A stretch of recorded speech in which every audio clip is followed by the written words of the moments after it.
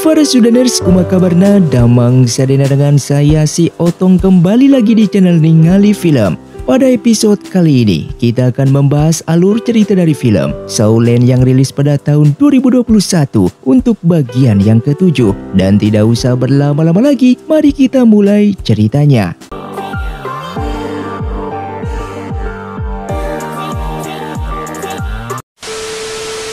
Film pun dilanjutkan dengan diperlihatkannya pertandingan pun telah tiba kembali dan pada akhirnya saatnya mereka akan melawan Akademi Changhui yang dianggap sebagai lawan terberat di babak kali ini. Aturan pertandingan semua anggota diperbolehkan untuk berpartisipasi dalam pertarungan, namun Akademi Changhui hanya mengirimkan kuisan seorang sehingga semua anggota Sri Lanka maju memperlihatkan hasil latihan mereka selama ini. Akan tetapi ketika Tangsan nyaris memulai serangan pertamanya, tiba-tiba Kuisan mengangkat tangan dan malah mengatakan kalau ia mengaku kalah. Semua orang pun dibuat sangat kebingungan dan pertandingan akhirnya dihentikan karena Akademi Changhui telah menyerah sehingga tim Sri Lanka dinyatakan sebagai pemenangnya. Setelah itu Kuisan secara diam-diam menemui Tangsan dan mengatakan bahwa apa yang baru saja ia lakukan adalah bagian dari rencana Sinian. Saat itu Sinian mengatakan kalau ia sangat tertarik dengan Akademi Sri Lanka dan ingin melihat potensi mereka di final turnamen kali ini. Sementara untuk Akademi Changhui yang sudah sangat percaya diri akan tetap bisa masuk final karena hanya kalah satu kali. Di waktu yang bersamaan bangsawan Tiando bersama sejumlah prajurit datang mengepung kediaman Putra Mahkota. Di sini ia pun mencurigai kalau Putra Mahkota Kerajaan Tiando pikirannya sedang dimanipulasi oleh seseorang. Dugaannya ini bukan tanpa alasan. Menurutnya perubahan sikap Putra Mahkota yang sebelumnya selalu menentangnya dan selalu membela Sri Lanka. Namun saat ini seakan-akan sudah tidak peduli akan hal itu. Sampai pada akhirnya ia pun diajak masuk ke dalam ruangan. Dan sontak ia pun sangat terkejut di saat melihat ada dua Putra Mahkota. Putra Mahkota yang palsu pun menunjukkan wujud aslinya yang sudah kita tahu bahwa dia adalah Hualena. Mengetahui hal itu, anggota bangsawan itu langsung bergegas lari keluar dan menyuruh prajuritnya untuk menangkap Hualena. Namun ternyata di luar seluruh prajuritnya telah dikalahkan oleh pasukan Putra Mahkota. Dan justru bangsawan itulah yang dituduh sebagai pemberontak dikarenakan ia tidak bisa membuktikan ucapannya. Di malam harinya, wasit pertandingan yang bernama Master Yun mendatangi kediaman Akademi Sri Lanka. Diketahui kalau Master Yun adalah master roh dengan 9 cincin yang memiliki kekuatan roh pelindung berwujud bunga. Dan diceritakan kalau ia sangat tertarik dengan Dai Mubai karena ia tahu kalau Dai Mubai sebelumnya telah memakan tanaman dewa berupa bunga dewa pemberian dari Tangsan. Dengan alasan itulah ia ingin menjadikannya sebagai murid. Ia pun memperlihatkan dengan salah satu kemampuannya sehingga ia pun membius seluruh orang di tempat tersebut dan hanya menyisakan Dai Mubai untuk ia ajak bicara 4 mata. Dalam pembicaraan itu ia menyampaikan keinginannya tersebut dan berjanji akan membantu Dai Mubai mendapatkan tahta di kerajaan Singluo untuk mengalahkan sang kakak yang selalu menjadi lawannya. Akan tetapi Dai Mubai dengan tegas menolak ajakannya dikarenakan ia tak ingin meninggalkan guru dan teman-temannya di Akademi Sri Lanka. Selain itu ia juga tak ingin ada orang dari Akademi Roh Pelindung yang ikut campur urusan kerajaannya tersebut. Di lain waktu, Tangsan bersama Yu Xiao pergi menemui Kuisan untuk mendengarkan informasi baru seputar rencana Sinian. Kuisan lalu mengajak mereka pergi ke Akademi Changhui untuk lebih meyakinkan Tangsan agar bersedia membantunya menyelesaikan masalah ini. Namun belum jauh masuk ke dalam secara tersengaja Xiao mengaktifkan sebuah jebakan di akademi tersebut. Beruntung serangan-serangan itu tidak lebih cepat dari gerakan Xiao. Setelah itu Kuisan mengajaknya masuk ke dalam ruangan yang merupakan tempat Sinian menyekap para teman-temannya di Akademi Changhui. Diperlihatkan teman-temannya tersebut seperti orang kebingungan dikarenakan pikirannya berada di bawah kendali dari Sinian. Dengan mengungkapkan rahasianya, ia berharap Tangsan bersungguh-sungguh untuk mau membantunya mengalahkan Sinian setelah melihat kondisi sebenarnya di Akademi Changhui. Singkatnya, tim Sri Lanka pun berhasil masuk ke final setelah kemarin mengalahkan Akademi Changhui. Mereka pun bergegas berangkat menuju kerajaan Balai Roh Pelindung dikarenakan pertandingan dari final turnamen ini akan diadakan di sana. Sementara itu kepala akademi yang sudah lebih dulu berangkat, ia pun telah sampai di kota Roh Pelindung dan bermaksud mengurusi segala administrasi yang diperlukan untuk tim Sri Lanka. Namun para penjaga tak mengizinkannya masuk karena harus menunggu tim yang bersangkutan datang. Tak lama setelah itu datanglah Mas Saryun yang memberikan informasi kepada para penjaga sehingga kepala akademi pun diizinkan masuk.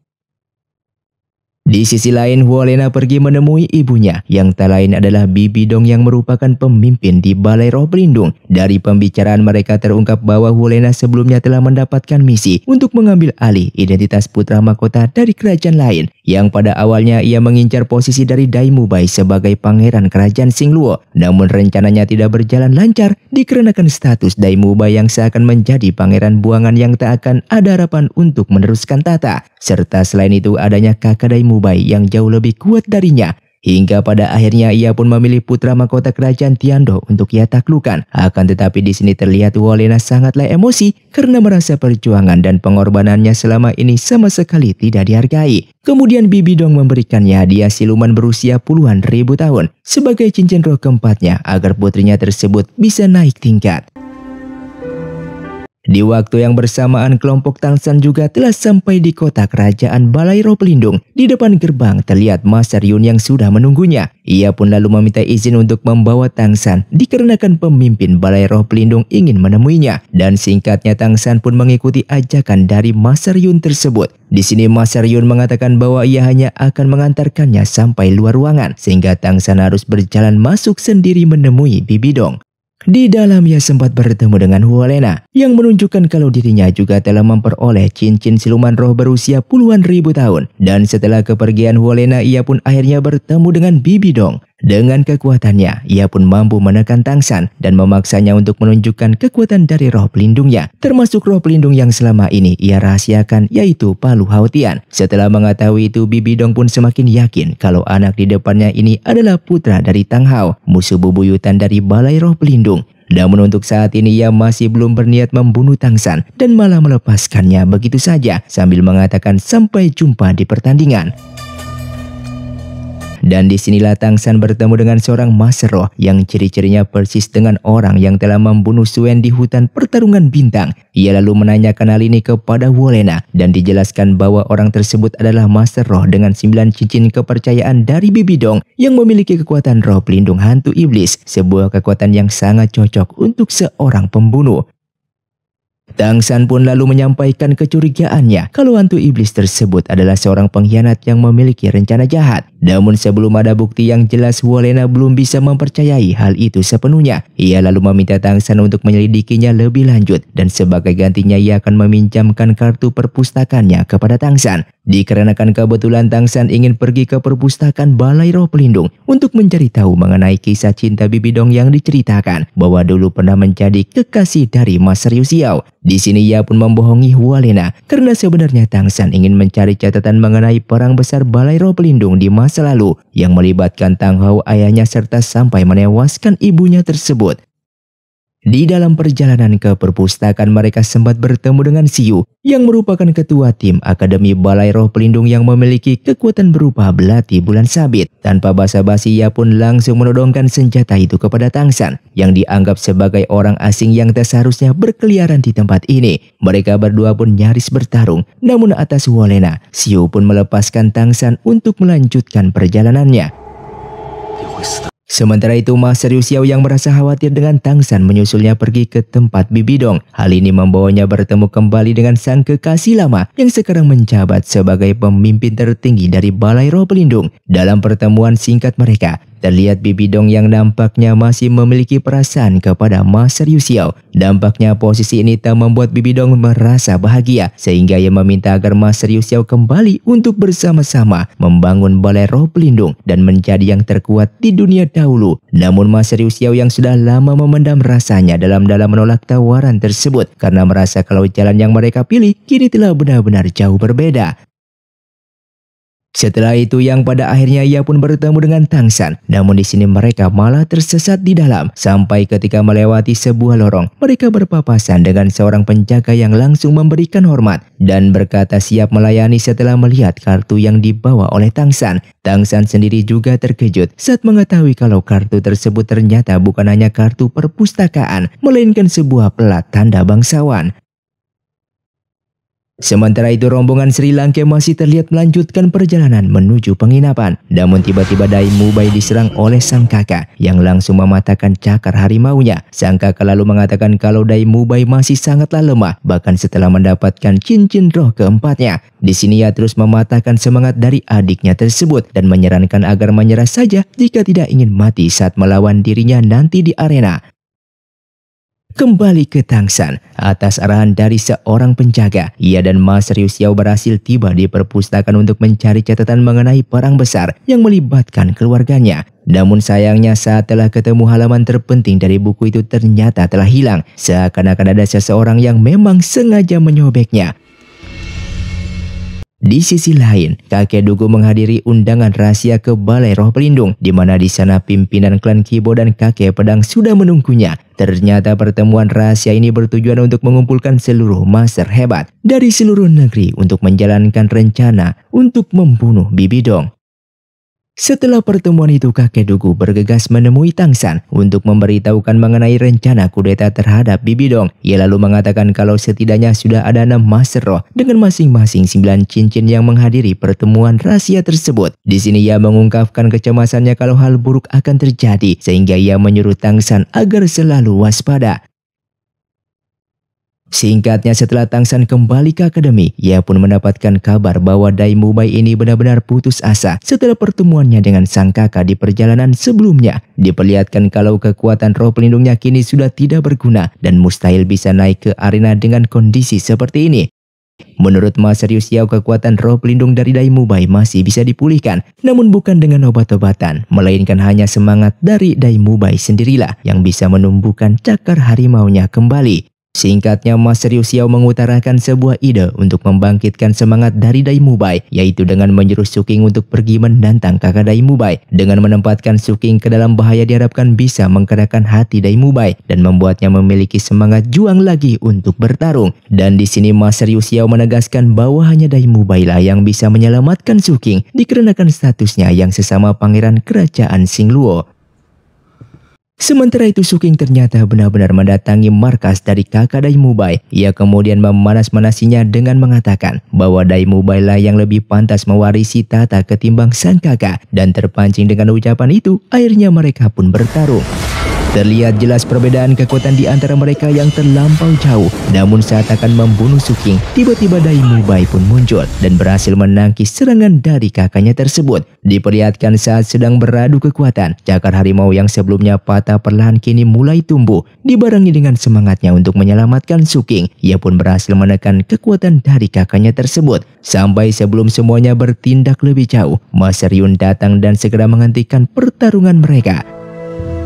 Sementara di pihak lain, terlihat di kediaman Akademi Changhui, Xinian mengatakan kalau di pertandingan final kali ini Kuisan tidak akan sendiri. Ia pun menjelaskan kalau ia telah memantrai teman-teman satu timnya, sehingga mereka memiliki sifat yang sangat kejam saat di arena nanti. Sebelum berangkat menuju Akademi Roh Pelindung, Xinian memberikan sebuah anak panah yang ia ambil dari salah seorang yang ia kendalikan. Kemudian ia memberikannya kepada Kuisan dan mengatakan kalau nanti akan ada seseorang yang memberitahunya kegunaan dari anak panah tersebut.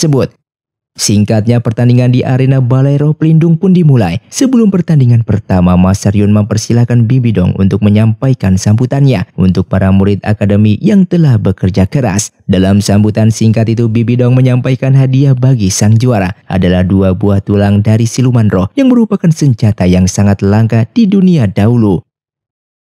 Setelah itu di dalam pertandingan kali ini, tim dari Akademi Sri Lanka akan berhadapan dengan tim Akademi Xingluo. Sebelum dimulai, diperlihatkan secara diam-diam Kuisan datang menemui Tang San. Mengingat mereka telah menjalin kerjasama, Kuisan menceritakan mengenai panah yang ia dapat dari Xinian untuk diserahkan kepada seseorang di Akademi Roh Pelindung yang ia sendiri juga tidak tahu siapa. Dikarenakan seseorang tersebut hanya akan mengenali anak panah itu, Tang San pun bersedia menggantikannya sekalipun hal ini dinilai sangatlah berbahaya. Kembali ke arena setelah mendapatkan aba-aba dari wasit, Blai Mubai bersama Suking berhasil menyatukan kekuatan mereka.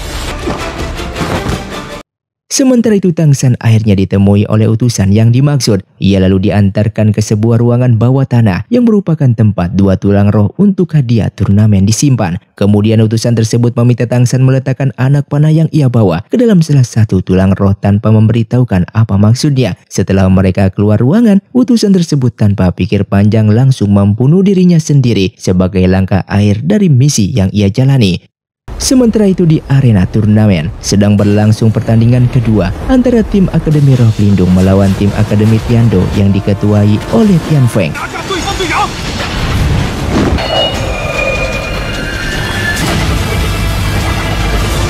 Dan pertandingan pun berakhir dengan kemenangan mutlak bagi tim Balai Roh Pelindung.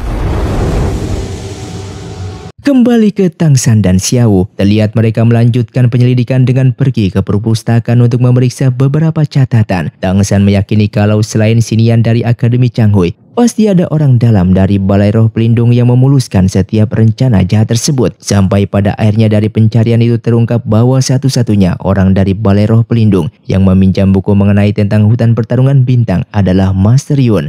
Setelah mengetahui hal ini, Tangsan pun mencurigai kalau Master Yun lah yang dulu membunuh Suen di hutan pertarungan bintang. Sehingga berdasarkan bukti tersebut, ia pun menarik kesimpulan bahwa Master Yun adalah pemberontak yang bekerja sama dengan Xinian untuk melakukan kudeta terhadap Balai Roh Pelindung dan membunuh Bibi Dong. Mereka pun lantas segera menyampaikan hal ini kepada Kuisan dan mulai menyusun rencana untuk menjebak Master Yun.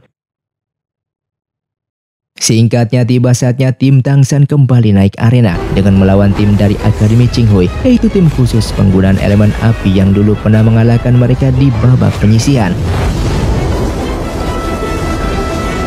Sementara Tangsan memanfaatkan tekanan udara efek dari panas api untuk melayang, sehingga satu persatu dari tim lawan pun berhasil dilempar keluar arena dengan menyisakan sang ketua tim yang akhirnya mengaku kalah. Setelah pertandingan selesai, ketua tim Akademi Qinghui datang menemui Tangsan dan yang lainnya. Ia lalu mengatakan kalau setiap tim yang kalah dalam turnamen telah menghilang secara misterius. Oleh karena itu, untuk berjaga-jaga ia memberikan inti roh pelindung apinya dan menjelaskan bahwa jika inti tersebut padam, menandakan kalau dirinya sudah mati. Hal ini ia lakukan dengan harapan jika hal buruk benar-benar terjadi, maka orang-orang Sri Lanka dapat menyelidiki dan mengungkapkan misteri kejahatan tersebut. Setelah mendengarkan hal itu, mereka pun langsung bergegas untuk pergi memeriksa timnya Duguyan dan timnya Kakadai Muba yang sebelumnya telah kalah. Dan benar saja mereka semua menghilang tanpa meninggalkan jejak apapun. Dan aneh rasanya jika mereka kompak pergi meninggalkan kota secara bersamaan. Dan film pun bersambung. Terima kasih untuk kalian yang sudah menonton video ini sampai habis. Sampai jumpa di video selanjutnya. Saya pamit ulang dari Ninghali Film. Siotong undur diri dan salam Sundaners.